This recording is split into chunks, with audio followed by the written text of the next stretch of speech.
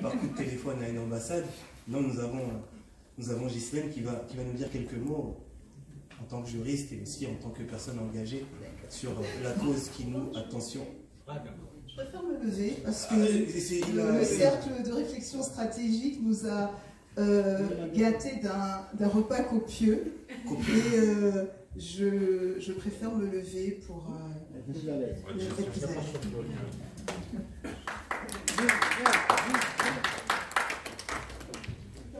Oui, d'accord, merci. C'est mieux à côté. Oui, je peux mettre là? Ouais, très bien. Je peux faire. On est entre nous?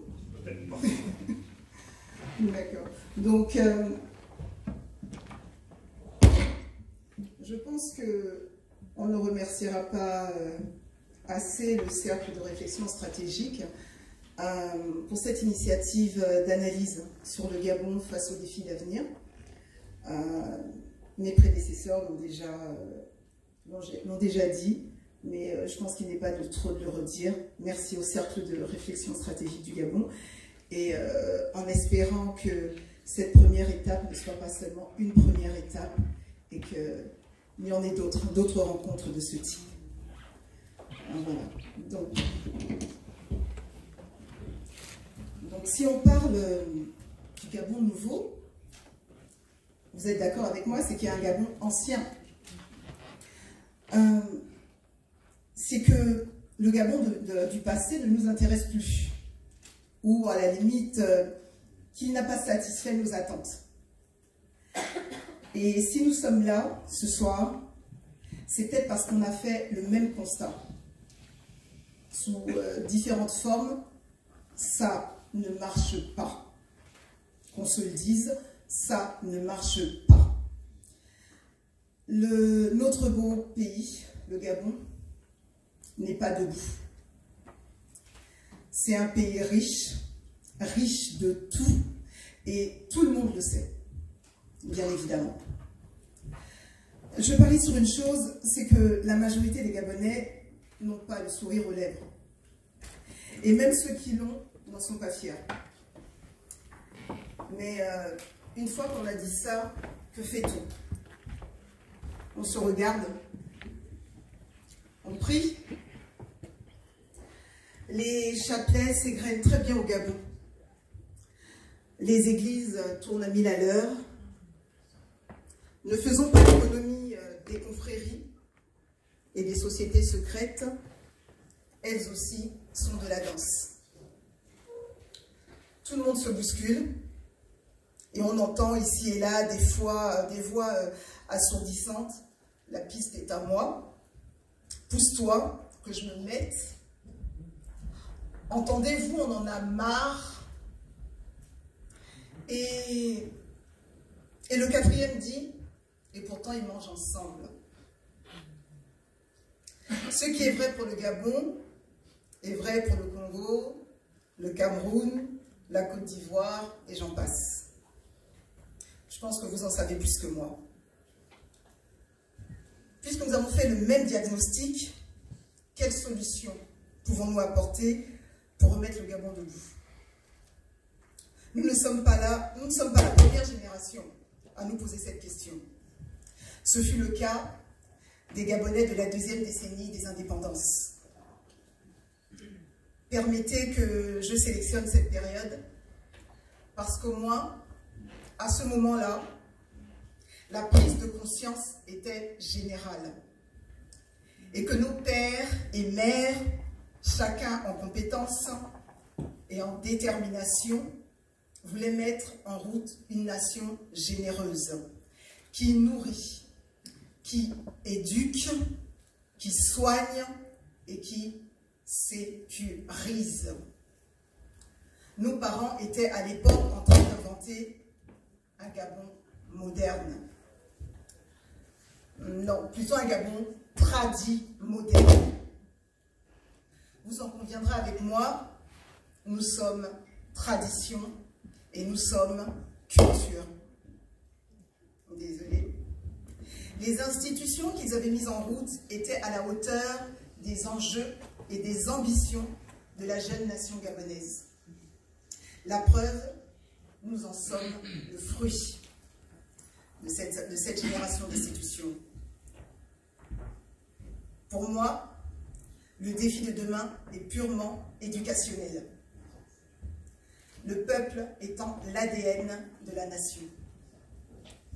Ce n'est que ce peuple-là qui peut parler de l'état de droit et qui mérite l'état de droit, un peuple éduqué. Il n'est nullement économique. Le Gabon pourrait même vivre en autarcie si on lui donnait les moyens. Parce que ce pays est une curiosité des nations. Le sous-sol gabonais est très riche, la terre gabonaise est très fertile, le climat gabonais est excellent. Ne sommes-nous pas en Équateur? Les ressources humaines, fières de son talent, seraient positionnées au classement mondial si elles avaient respecté le patriotisme des années 70. Tout est question de fondation, qu'il s'agisse d'une famille ou d'une nation. La fondation dont notre cher pays n'est pas bonne. Il faut la revoir. Ce n'est pas la révolution que je propose, mais une refondation. Qu'est-ce que la refondation? Qu'il me soit permis de répondre par une sagesse africaine. Quand le clappement des mains ne produit plus la belle mélodie dansante, pour inspirer les pas de danse, on arrête tout et on recommence. Autrement dit, pour ceux d'entre nous qui accordent peu d'importance aux valeurs fondamentales gabonaises, la refondation veut simplement dire que nos institutions, n'ayant pas été capables de fabriquer un état de droit incontesté et incontestable, n'ayant pas été capables de fabriquer une nation forte, n'ayant pas été capables de fabriquer un Gabonais tradit moderne, n'ayant pas été capables d'assurer à l'ensemble des Gabonais la quiétude d'un citoyen normal dans un monde moderne, force est de constater que les objectifs ne sont pas atteints. Et comme ces institutions étaient pour grande partie conçues par les coopérants étrangers ou leurs administrateurs, il ne faut pas s'étonner qu'à l'heure du bilan, ce ne soit que des pétards mouillés. Voilà ma lecture des raisons pour lesquelles notre beau pays n'a pas pu décoller. Et que nos grands savants, nos grands conseillers et nos militants les plus déterminés, malgré la conquête de la rue, assistent impuissamment à la déchéance nationale. J'ai lu quelque part que 83% des enfants sont scolarisés, selon un organisme international qui a pignon sur rue. Vous qui êtes gabonais, est-ce vrai? 83% des enfants gabonais sont scolarisés? Je ne sais pas. Ou allons-nous vraiment avec ce mensonge qui semble nous arranger? Qui ment à qui et pourquoi? Je propose la tradimodernité, c'est-à-dire une éducation de base. J'insiste sur la base. Qu'est-ce que la base? La base, c'est le Gabon. Ses valeurs traditionnelles profondes et culturelles qui installent notre pays dans la modernité.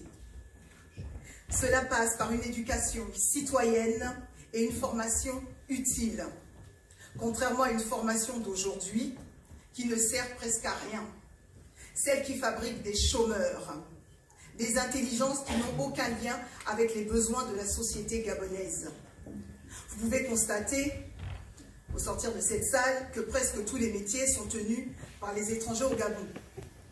Je n'exagère pas, ce n'est pas de la discrimination non plus, et croyez-moi, je suis panafricaine. Si c'est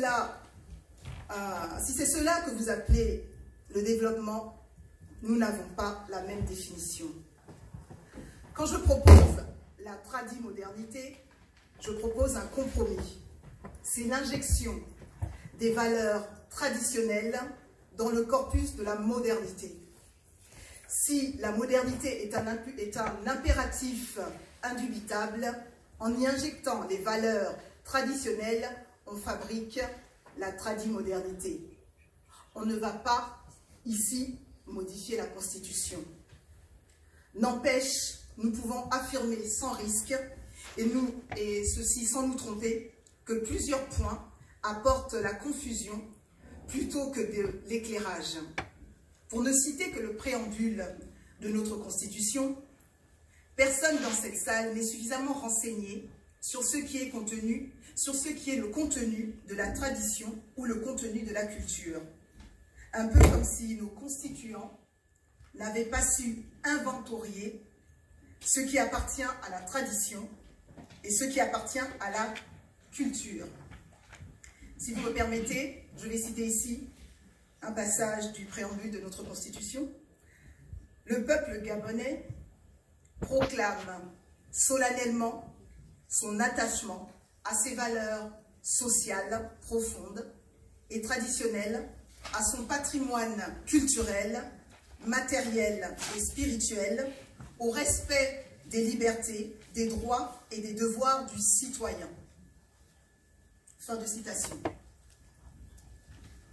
Mon avis, un citoyen gabonais enraciné dans ses traditions et épanoui dans sa culture ne peut pas écrire cela. Qu'est-ce qu'un citoyen gabonais? Autrement dit, qui est-il? C'est un compatriote doué de bon sens, enraciné dans sa valeur traditionnelle et pétri dans les enjeux de la modernité. Autrement dit, un tradit moderne. Si les racines de l'arbre représentent ces traditions, les feuilles en ses bourgeons et fleurs représentent la culture. Si nous revenons sur la base de la Constitution, citée auparavant, le patrimoine social, matériel et spirituel font partie de quel sous-ensemble? Traditionnel ou culturel? Et la spiritualité, de quelle spiritualité est-il question? Je vous laisse répondre, mais on aurait pu être plus clair, et si vous permettez ma contribution, on aurait pu dire: le peuple gabonais proclame son attachement aux valeurs traditionnelles, aux valeurs culturelles, aux libertés, aux droits, aux devoirs du citoyen. Nous, la nouvelle génération, exigeons que les institutions gabonaises soient dépouillées des scories et des malentendus.